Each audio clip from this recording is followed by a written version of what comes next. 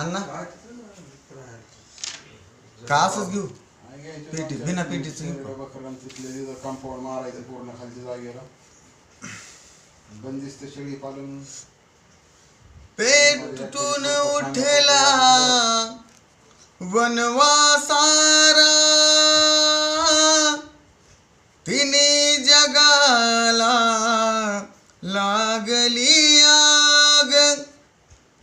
नाही आसरा नाही निवारा जाऊ कुठे मी सांग विठ्ठला जाऊ कुठे मी सांग आलो शरण तुला भगवंता आलो शरण तुला